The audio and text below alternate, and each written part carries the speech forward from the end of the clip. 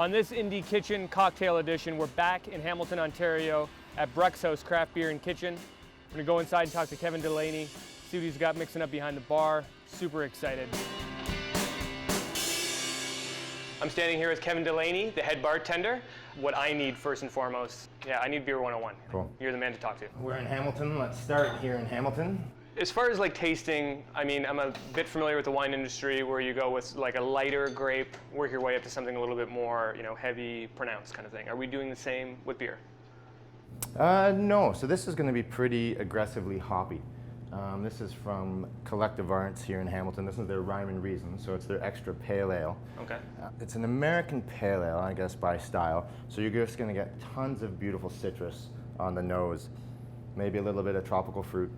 But then that's going to be balanced when you take a sip. On the very end, you're going to get some nice caramel. And so this IPAs, pale ales, hoppy beers, these have been the really big things over the last couple years. So this might not be the next logical step, but this is just another interesting thing. So this is a Belgian Tripel. This is from Tues-Sat in Montreal. You're going to have a little bit of the same hop. I think they use Citra hops in this one, but this is going to be much sweeter.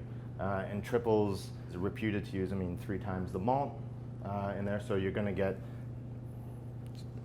just a little bit more of that kind of sweet caramel on the nose, but it's going to come through as sweet rather than bitter. And so this is based on beers brewed by monks in Belgium. This would be maybe a celebration beer because it's 10.2%. And so I'll go easy. Go easy. To end off, we're going to do an authentic Belgian beer. This is Rodenbach Grand Cru. This has become a favorite of the staff here.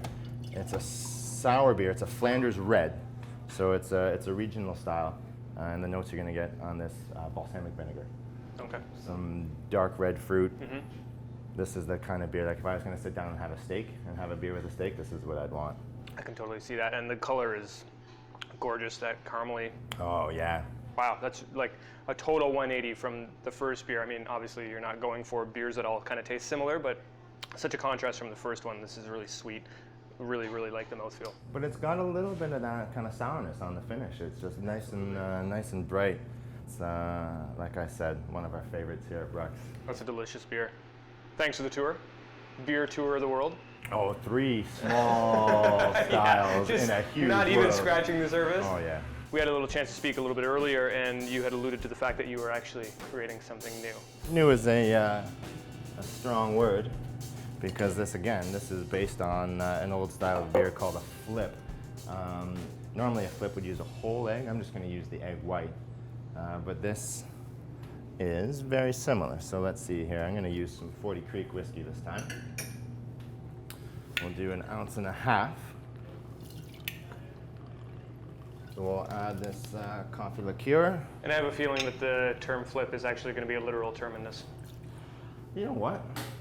That's a good question. I don't know where the term flip came from.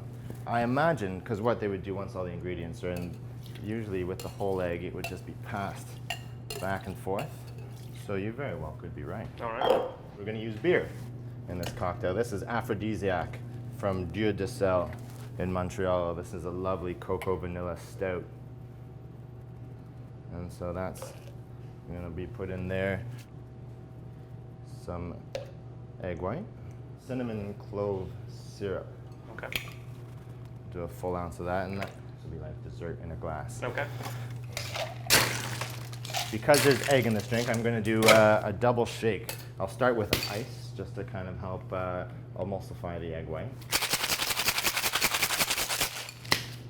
And for the magic of television, we will do a short shake. There are stories about how at the height of the popularity of the Ramos Gin Fizz, which is another drink with egg white, that the bar where it originated had anywhere from 10 to 50 shaker boys going at one time. Sounds excessive. It sounds excessive until you make a ton of these drinks in a night. Because like I said, that was just a fraction of the shake. Right. And then it's done again because this is going to provide a really, really rich, creamy head. Especially because I've combined it with beer. See, look how beautiful and creamy this is. That is gorgeous. And garnish, some fresh grated cinnamon.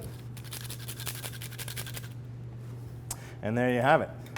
The as yet unnamed beer flip meant to replicate all the flavors you'll find in the pumpkin spice latte. Beautiful cinnamon on the nose. You don't get the beer in like a real potent dose, but it's there. It's just a really amazingly crafted cocktail, which I really need to ask you, like, what is driving you forward? Why are you creating new cocktails? You could totally just go and start slinging rum and coke somewhere. Like, what's driving you? I think my biggest drive is pushing people to try something that they normally wouldn't. People might look at a cocktail list and see this on the list, and they go through and they see whiskey, they see beer, not only beer, but they see stout, maybe something that they don't normally gravitate towards, and then they see egg white, and they think, oh, this is probably not for me. And I want to show people that, I mean, these components create something completely different, and something that if I just handed you this drink and said, hey, here's a pumpkin spice dessert cocktail, you'd say, all right, great, sign me up. Yeah, right. And so that's my thing. If you come and sit at the bar, I wanna know what you like, and I wanna know what you don't like, so that I can change your perceptions. You've changed mine. Kevin. Do you mind? Oh, I don't, please. Delicious. Hey, thanks very much. My pleasure.